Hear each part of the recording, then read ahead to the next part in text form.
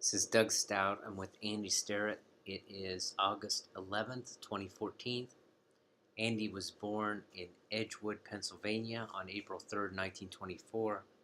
His World War II service was from December 8th, 1942 to July 13th, 1945. Did you enlist or were you drafted?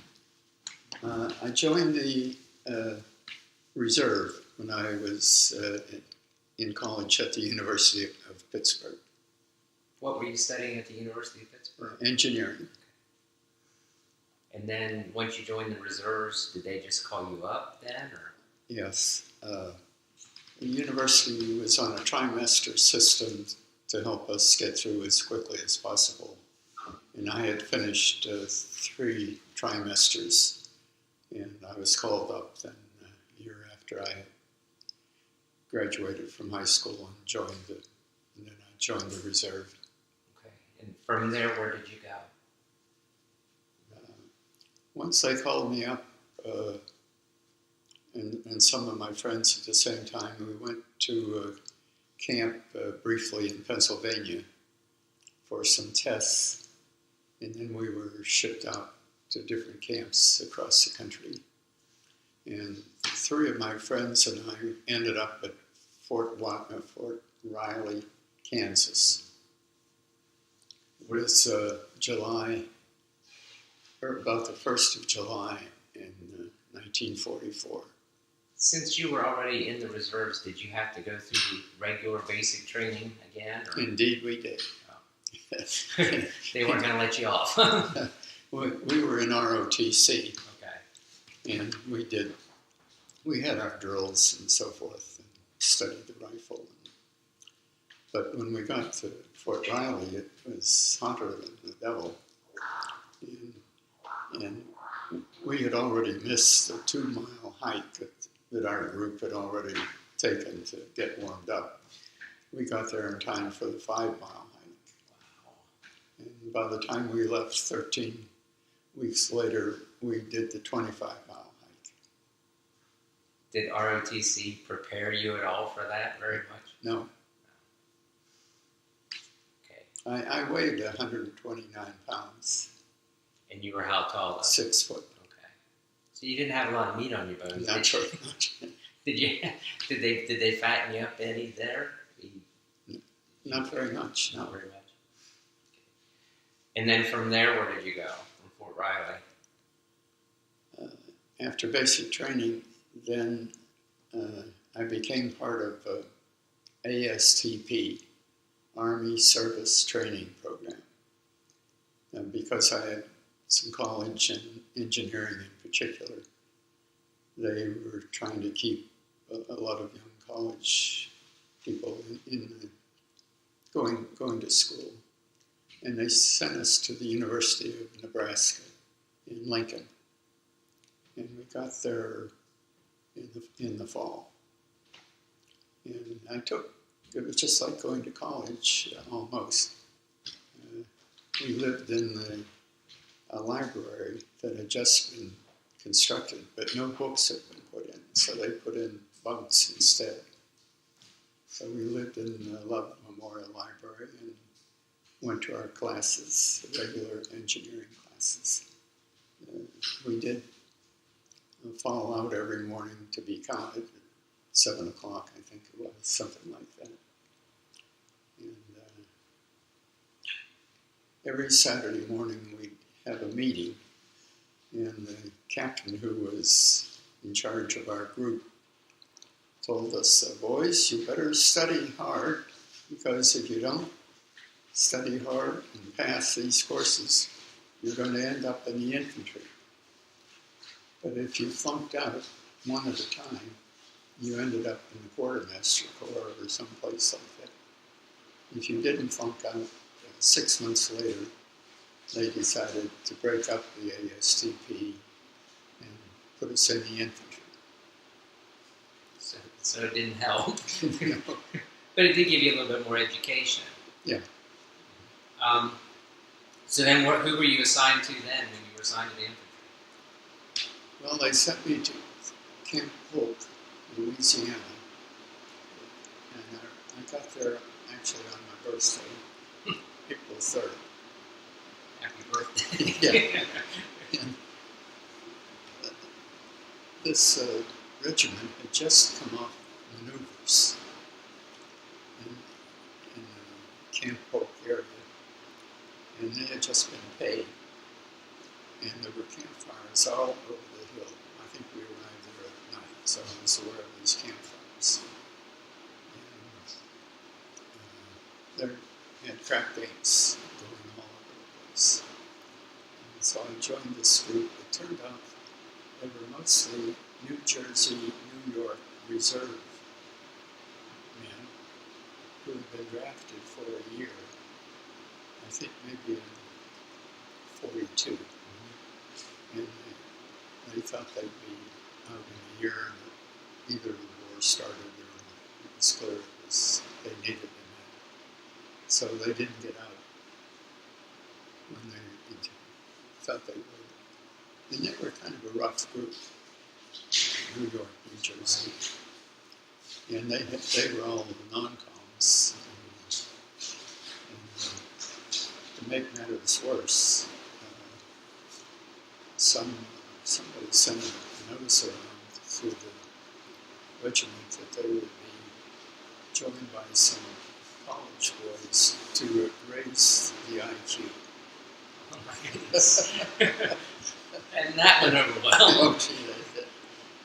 When the mess sergeant needed somebody, he'd say, "Let me have a college boy to raise the IQ." That didn't make his life any easier. The hometown you were from, was it a big town that you were from, or Pittsburgh. Pittsburgh? Okay, so it wasn't a small town. Like you say, New York and that. Those guys are. And I hadn't realized that they lengthened the enlistments in World War II of those guys. Yeah. I didn't realize that I knew they'd done it in the Civil War, but I hadn't realized that they'd done it in that war. So you stayed there for how long? About. Well, I joined them in Camp Polk, but they had just finished their duty at Camp Polk. We were then shipped back to Kansas. And by this time, it's spring, middle of April. And we underwent another 13 weeks of basic training. The same stuff, of course, except I didn't have my 3 college friends with me, but I made new college friends. But the same hikes, the same everything. Yeah.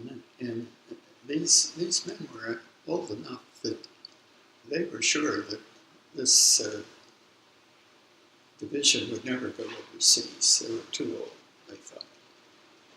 But the next thing we knew we were packing up. And we went to Boston. We took a train and ended up in Boston. And one of my good friends was from Boston. And when we got to Boston, we were at I guess I call it deportation spot. Okay. And we were able to get a pass. My friend Charlie and another friend, Dwight Larson. The 3 of us got a pass, and we were able to take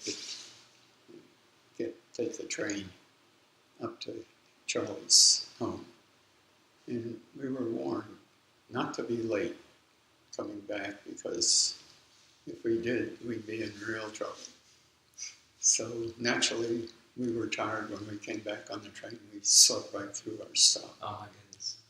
But when we got back to camp, everything was chaotic. We were shipping out the next day, and they were glad to see us, and off we went. They didn't have any repercussions from being a little bit. No, they didn't. Probably helped that they were shipping out. Yeah. Had you gotten to go home much in all this time? Had you gotten much leave? I think once, probably. Okay. So they shipped you out of Boston and... Boston, it was September, early September. And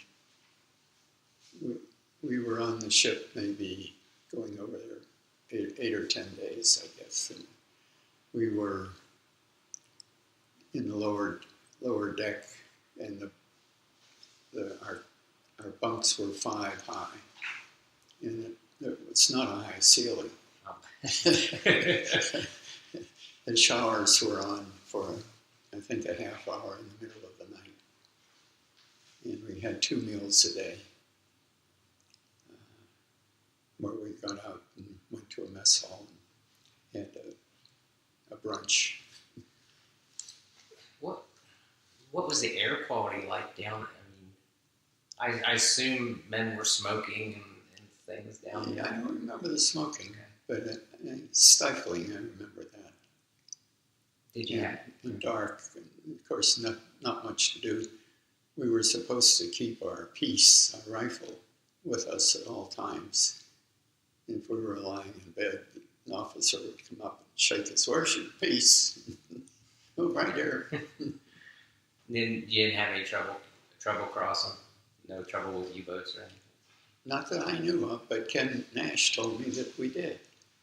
That something happened to our ship, and we were becalmed in the middle of the ocean for some time until I got the problem fixed, and then we went on. And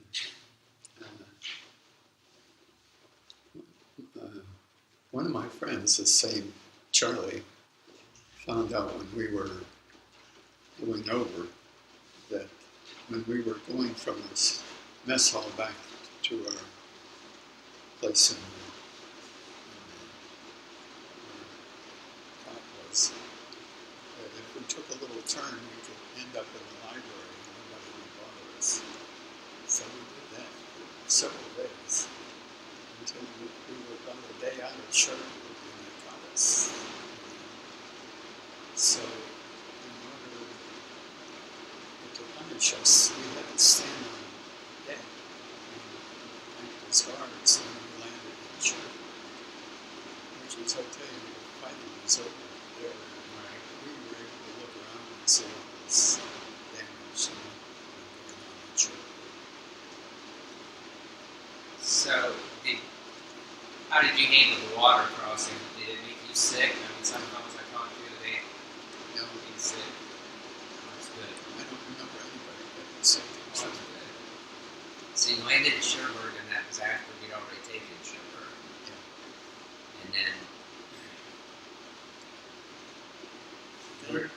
Well, we stayed in Cherbourg for some time, maybe a month or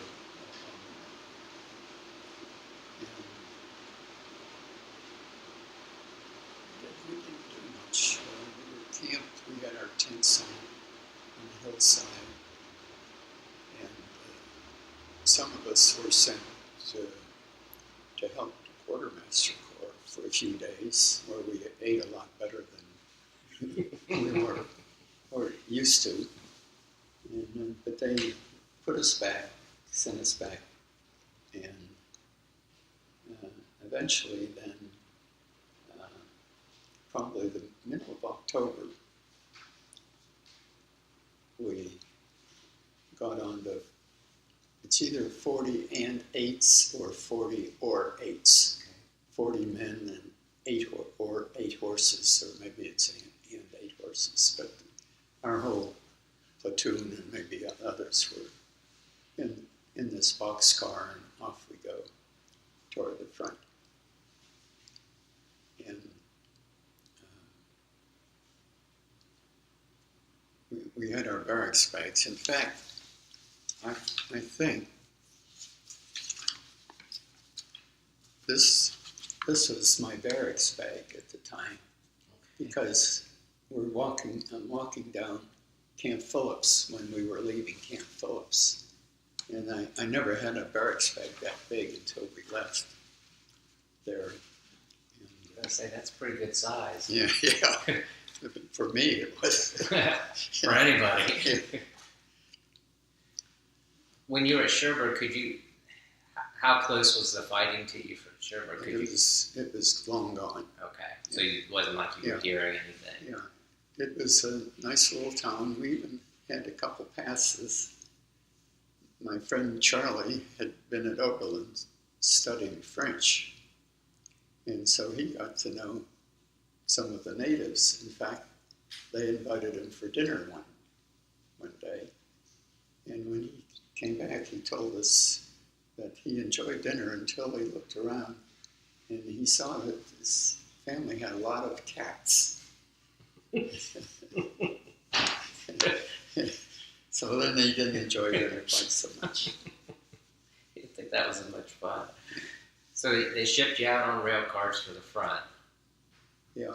So where did you head? I think when we were in Cherbourg, Charlie, because of his knowledge of French, he went his way.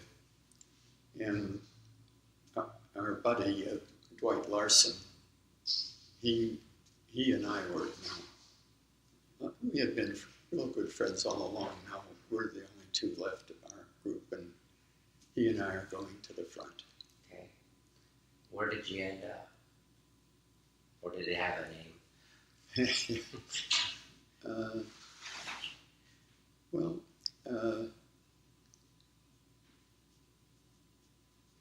Well, we got off the boxcar and headed to the front. I don't remember whether we were in trucks or we walked, but we got over time closer and closer until we finally could hear shooting. And it turned out when the captain called us together and gave us a talking to, some of the men were shooting themselves in the foot. So they figured they'd get sent back or sent home. And the captain warned us that we would end up in Leavenworth for our lifetime if we did the same thing. Right, he wasn't going to tolerate it. Yeah. One of our friends, one of the college friends, Carl Sterrett, had shell shock, and he was sent back. But Dwight and I and others went onward, and as we got close to the front, it rained like the devil, and we had to camp, and we each had a half of a tent in our pack. So instead of Dwight and I, just the two of us putting our tent together, we got two other friends, and the four of us put just two halves together, and we crammed into that tent. And but by this time, we're pretty close to the front. And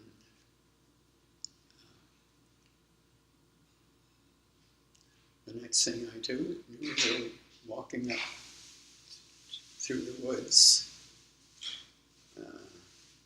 to the front. We were relieving another company that had been there for a while. And Dwight and I were partners, and we shared a foxhole that had already been dug.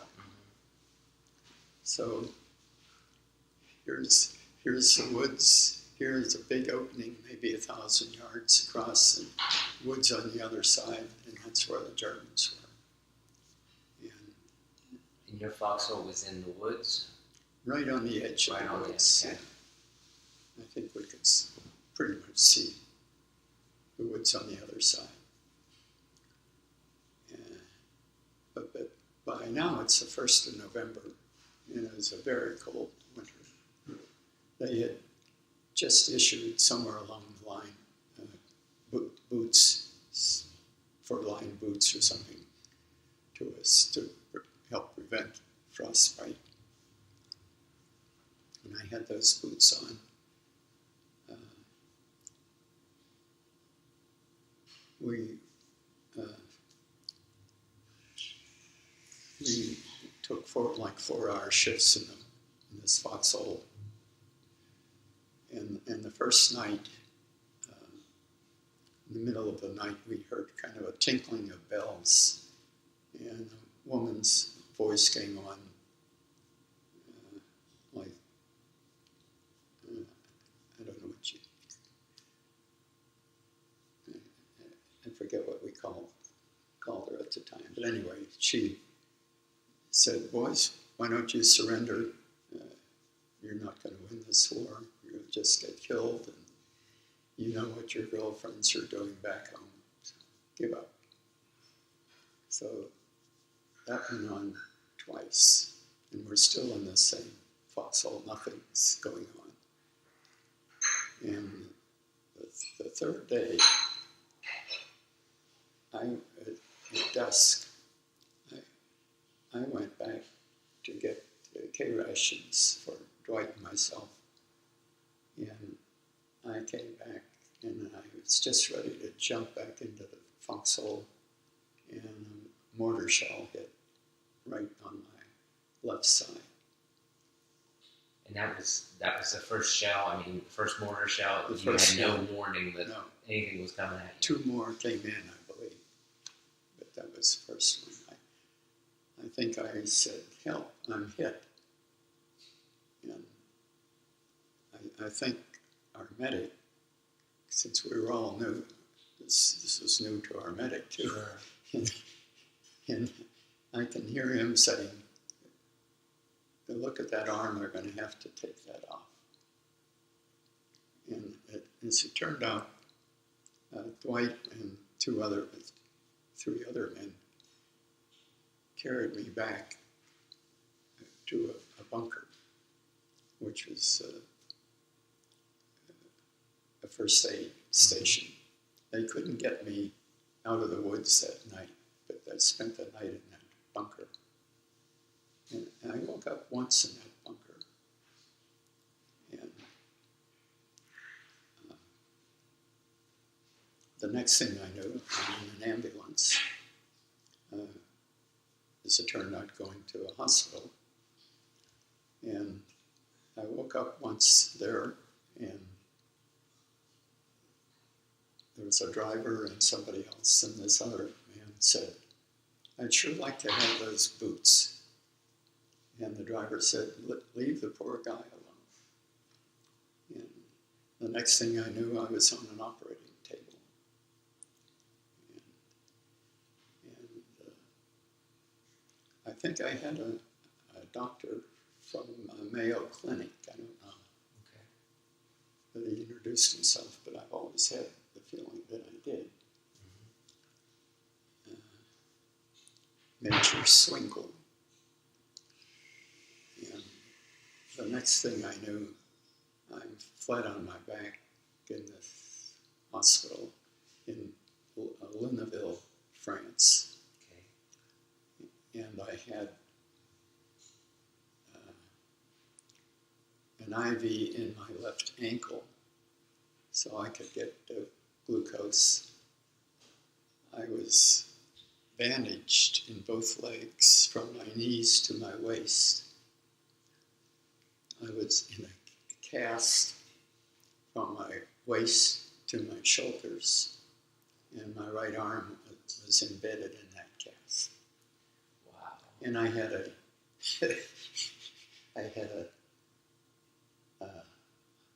hose coming out of my nose, so that if they gave me water, it went right through me and came out my nose.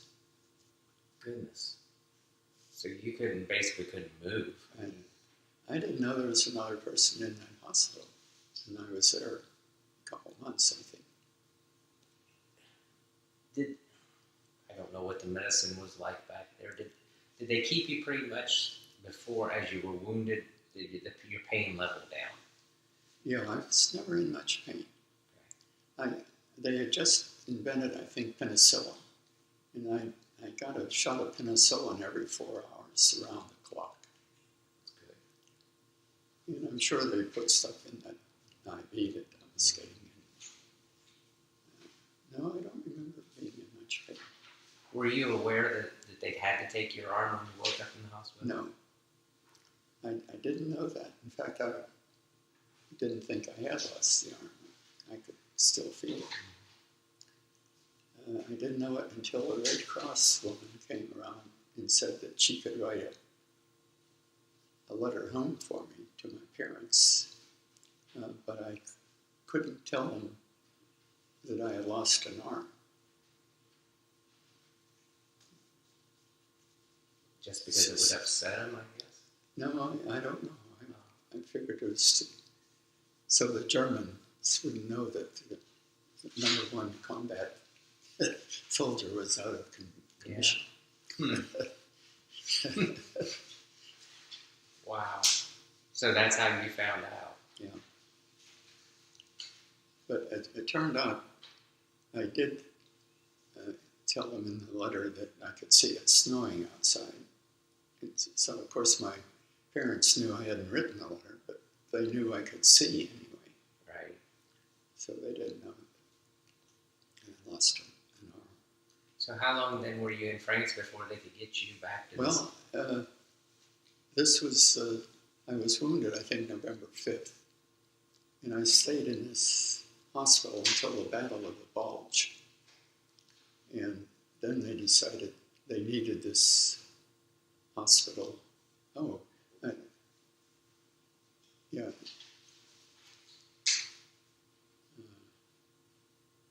You know, I had been in a hospital, of course, after the being wounded, being in one place overnight, then I was in a hospital. Then they needed that until the Bulge. And they put me on a hospital train to go to Cherbourg. And on the hospital train, and now, of course, I have my right arm in a cast, so I could do nothing for myself. But a well-known movie actress was on that hospital train, Madeline Carroll, who was my favorite blonde in the movie with Bob Hope. Okay. And really a beautiful woman. And she fed me lunch and dinner on this hospital train. And all the men around me wanted me to eat second helpings. Had you told somebody that she was your favorite actress, and then that's how she? No, she was on the train, and to help in any way she could. And you were just the lucky guy that got it. Yeah, I was the lucky guy who couldn't do anything for himself.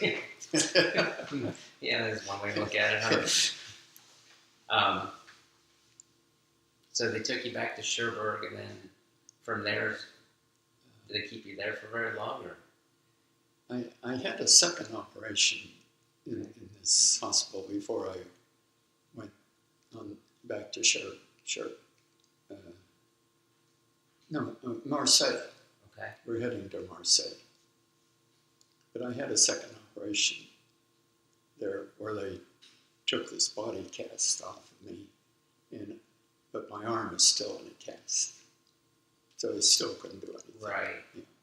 Were the legs feeling a little bit better by then too, or not? Not too much? Not really.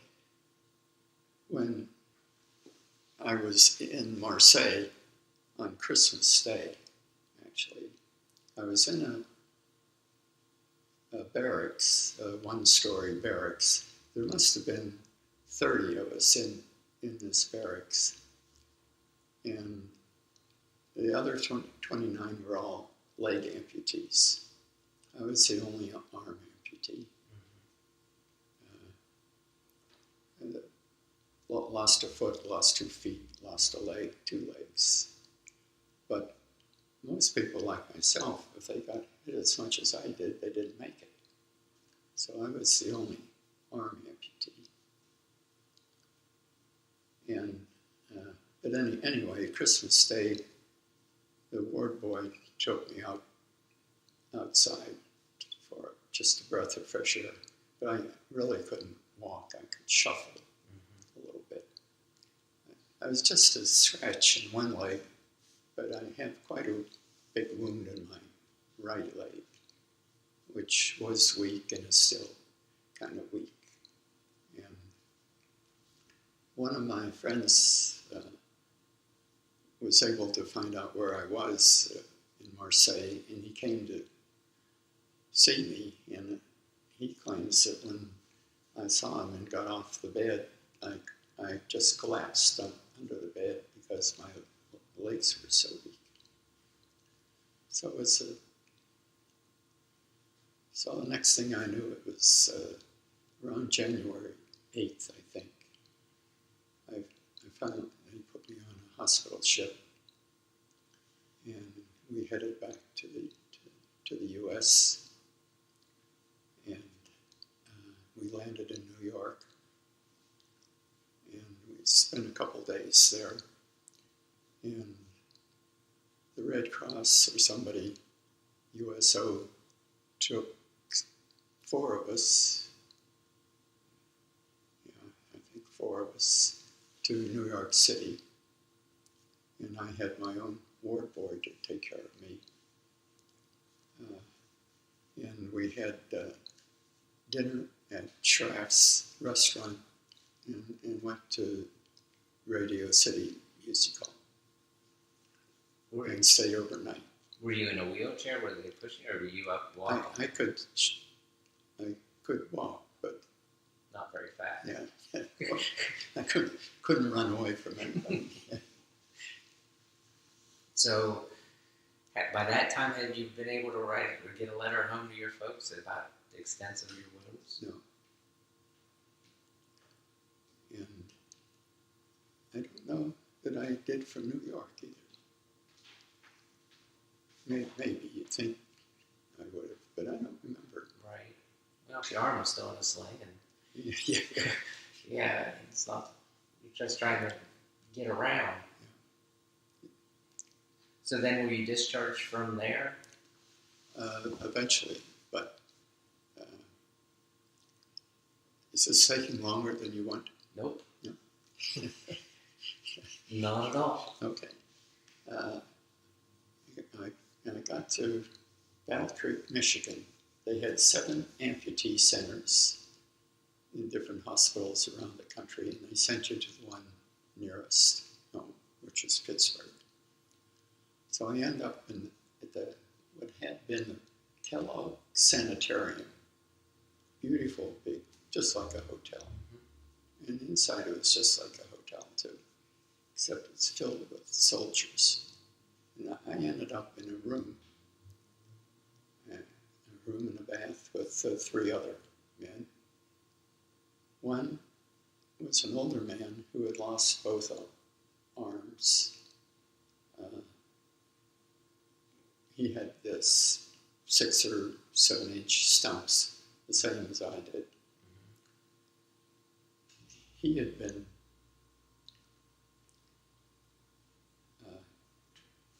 drafted and put into the MPs when they decided they needed him more in the infantry.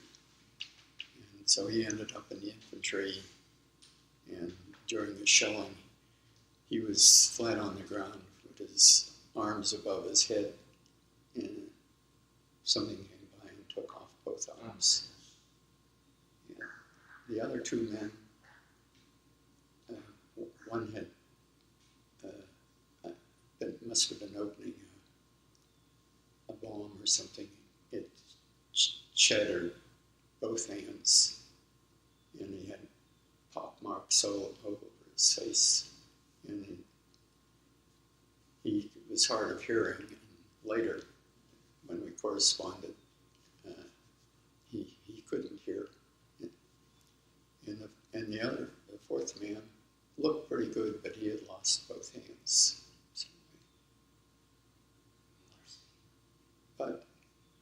But unlike the treatment today for soldiers, we had lots of entertainment. This was the area of the big bands, and we had 3 of the biggest bands come and play in other shows. But I still had my arm in the cast when I got there. And they finally took that cast off, but then I couldn't straighten my arm.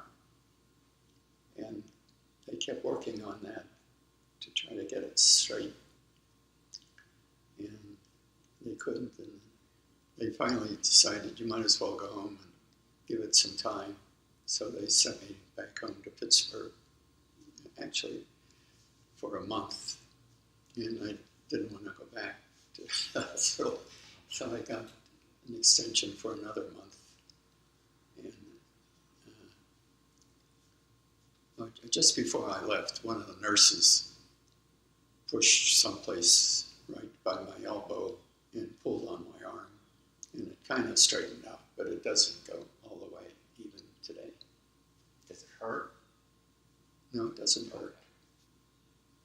No. In fact, up until this year, I've been playing golf. Really? Wow. How old were you when you lost your arm? Would you have been 20. How does a 20-year-old cope with that, Andy? I can't imagine. Well, for some, it was a real problem.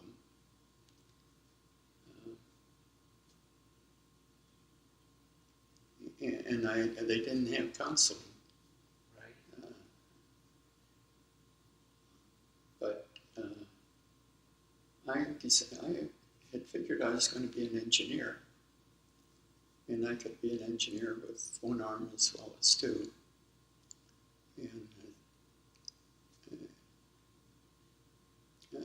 I just made the best of it. It sounds like you did. Yeah. It sounds like you did, because I can't imagine even today if I lost my arm. Yeah. Think, okay, and I can't do this and I can't do that. Everywhere I went in the Army, I saw men worse, both in France with all the leg amputees, and Percy Jones Hospital with the other men who had two arms, their hands missing. Did they fit you with a prosthesis? Not there, but then they made arrangements for me to have one made in Cincinnati. Okay. It turned out to be the closest place. But in those days, they were made out of wood. And the hand, they didn't have plastic gloves. You wore a gray glove. So this was something I had to cope with. And I'd be walking along with this gray glove and prosthesis, and it didn't look quite right to 6 and 7-year-old kids. Yeah. And so I got used to that too. And then they began making the limbs a little better. Not much for arms. In fact, they're not much better today, I think, except they're lighter. They got lighter and lighter. And of course, you got the plastic gloves. You could even have hair on it if you had a hairy hand. Mm-hmm. But the darn thing weighed 5 or 6 pounds anyway. And the way I kept it on, I had a strap across my back and a loop on the end around my other arm, up under my armpit. So all day long I had this 5, 6 pound weight pulling on my other armpit, making it red and sore. I guess. And I couldn't wait to get that off when I got home. Did you feel like you had to wear it? Or did you feel like you had to wear it? Both. Okay. I wanted to look normal, but as a teacher, I actually used it because I could flex my muscles and raise the forearm some way, and then flex them a different way, and open the fingers. Then I take my if I'm writing something on the board that's complicated and I want to look at my notes, I could put the papers with my good hand in the artificial one and clamp on them. And so it was useful. Okay. But I also wanted to look like everybody else. So you went back home and you got your prosthesis. Then when did you start teaching? Is that when you started? See, I'd only had 1 year of college. Okay. So you had to finish school. Yeah, and I had been going to the University of Pittsburgh after the war. I had the GI Bill, and I was able to go to Carnegie Mellon, and I finished my degree there. And I met the cousin of one of my fraternity brothers who had gone into the Army with me, and we soon got married. Okay. And we were married for 43 years. The other guys that went in with you, did they make it out? One got killed. The best soldier of the four of us got killed. One was sent to dental school. And I don't know how he managed that, but that was good. And he became a dentist? Yeah. In Pittsburgh. Yeah. And the fourth went to Hebrides in the South Pacific, and he made it back. So you got your teaching degree. Now, is that when you came to Denison, or did you? Well, first I had to graduate from Tech. Then I had to start working on a PhD. Okay. So I went back to Pittsburgh, to the University of Pittsburgh, and started working first on a master's degree. I got that. And then I had most of the credits for a PhD. And I got a job at Ohio University in 1950. Okay. And $3,600. Big money. Big money. It looked like a pretty good job. I bet it did at the time. Yeah. And then from there you came Well, when I was there, and I interviewed at Denison at the time. And I really liked Denison, but it turned out they didn't hire anybody that year. But I met Dr. Cotto, who was chairman of the math department at Denison. And so I ended up at Ohio University. And I went to a math meeting. Before I went to the meeting, one of the men at Ohio U said to me, "Andy, you're young yet. You'll get lots of chances to move. When people ask you, where are you? You say Ohio University. Are you happy there? So just say yes, but not so happy that I couldn't be happier." So then I go to a meeting in Columbus, and I meet Dr. Cotto. And darn if he doesn't say to me, "Mr. Sterrett, where are you?" Ohio University. The next week I had an interview at Denison. And that was in 1953. And then you taught at Denison for? Until Christmas of '89. I think 37 years. Quite a while. Yeah. So you must have liked it. You must have been at least happy there. Yeah, I couldn't have been happier than I have been here. I had so many opportunities too. I've spent a lot of time in California working for the Math Association. And after I retired, I went to Washington as a volunteer and worked for the Math Association again. Neat. So you mentioned golfing, and I've got to ask. Yeah. So do you have to wear your prosthesis then? No. This is a good story. Okay. When I met Karna, after my previous wife had died, maybe we were even married, although we only went together about 6 months. But Karna said to me, "Is that thing comfortable that you're wearing?" I said, "No." She said, "Well, why are you wearing it?" By this time, I'm not teaching. Right. And I thought, why am I wearing this? And by this time, I had 3 of them. One in Helsinki, one in Florida, and one here, and I threw them all away. Oh, you just got rid of them. Oh, yeah. They're useless.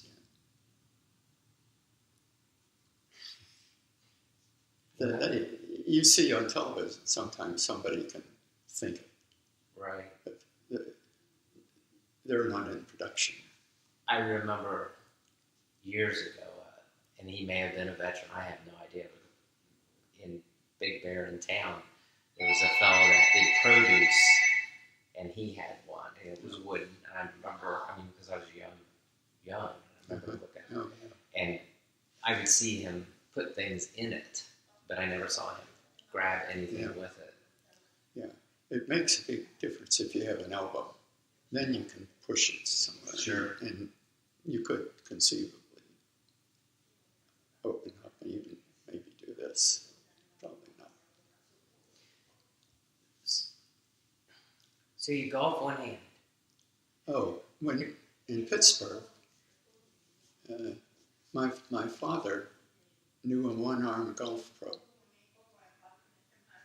and arranged for me to get lessons from this golf Oh my pro. goodness. And he was very good and very patient. And of course, all my college friends were playing golf. And what am I going to do? Right. So it turns out the golf pro swung his one arm backwards like this, and he could hit it a mile. Of course, he was strong. If I swung back like that, I couldn't hit the ball. I couldn't touch it. But if I swung like a normal right-hander, I could hit it.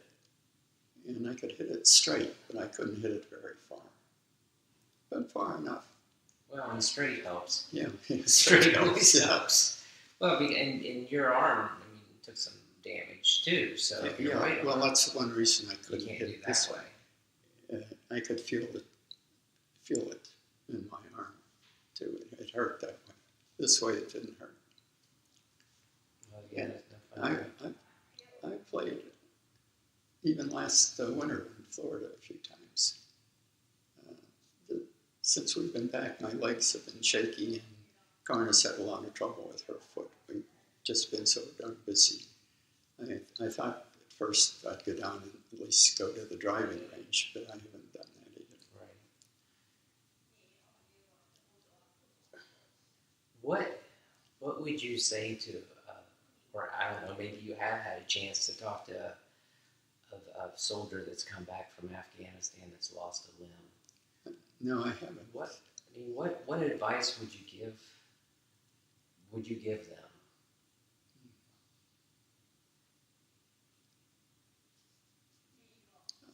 I'd say just do your best to lead a normal life. Do everything that you can do. My first wife said I could do everything except dry dishes and change the diapers.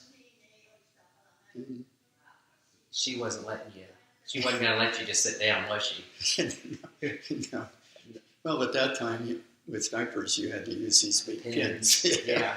That would have been dangerous. So I might have been able to do it today. Right. But it doesn't sound like she was going to let you sit and have a pity party either. No, she was a wonderful person. Yeah. Two wonderful wives. Yeah, well, that's fantastic. Is there anything else that maybe we skipped over? I'm in no hurry. Yeah. That I am in no hurry. But that you want to make sure that people remember about your service or the men you serve with.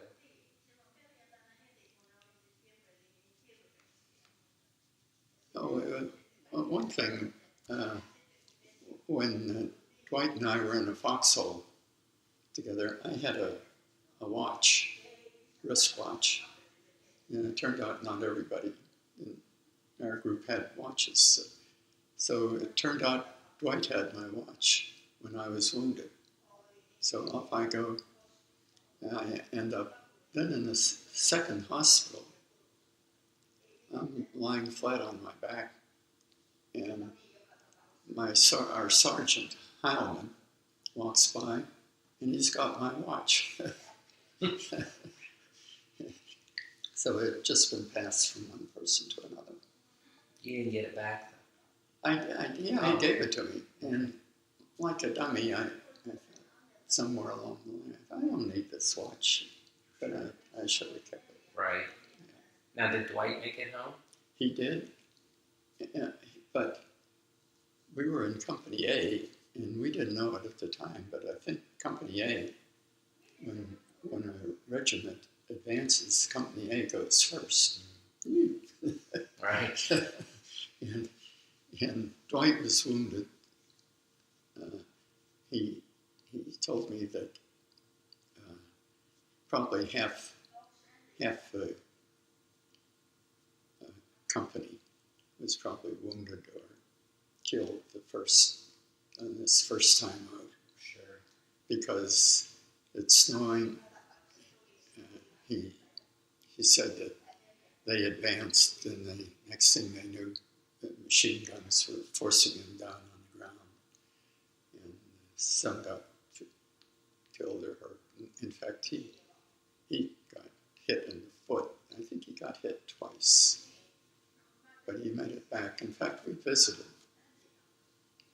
My wife and I, when I'd have things to do in California, we'd drive across the country and see Dwight in Nebraska.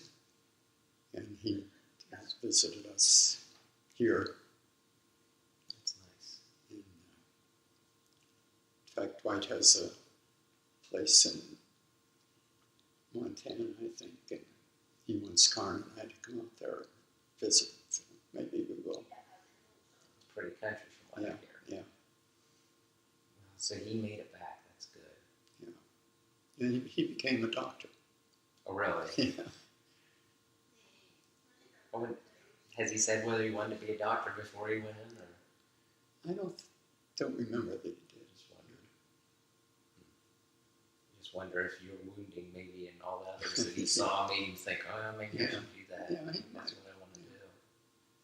Well, I appreciate you taking this time to talk to me and letting us record this. It's my privilege to get a chance to sit down with you. I'm happy to make a contribution. Well, I appreciate it.